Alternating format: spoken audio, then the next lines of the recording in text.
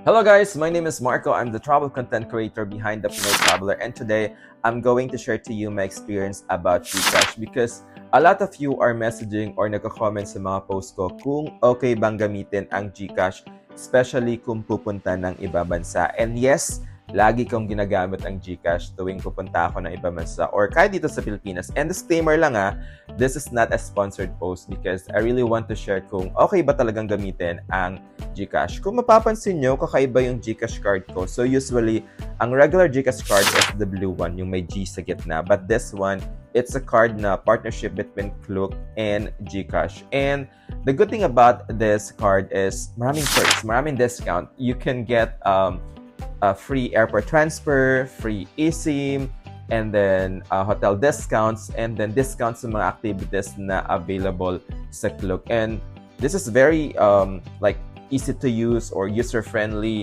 and you can get this one through the GCash application.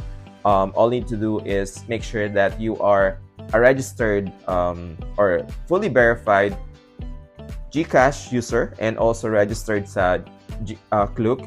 And then you need to pay 250 pesos. So it will be delivered via mail. So you just need to make sure that put the correct address either sa office nyo or sa home address nyo. And this one, what I usually do, nag-transfer ako ng pera ko from my bank to GCash account because I don't want to use my debit card sa ibang bansa. So usually yun ang ginagawa ko from my bank, nag-transfer ko ng pera through my GCash. And this one, hindi mo na kailangan tawagan yung GCash or may kailangan gawin sa GCash application.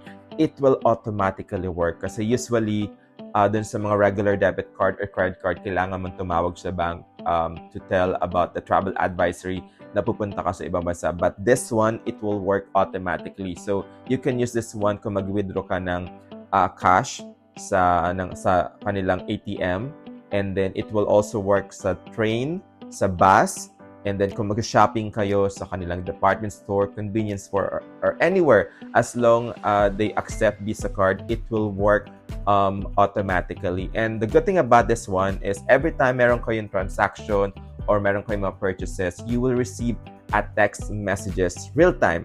So you will be notified kung yung transaction nyo nag-go through siya. So yeah, very secured ang paggamit ng GCash sa ibang bansa. And also, recommend ko lang if mag-withdraw kayo ng cash sa kanilang ATM, always select the local currency, not the Philippine. So kung pupunta kayo ng Japan, select the yen para mas okay yung conversion.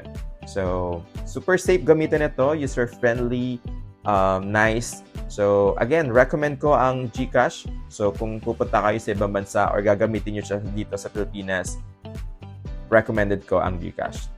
So thank you for watching, and if you have any questions or concern, mag-comment lang kayo sa baba. So see you sa aking next adventure. Bye!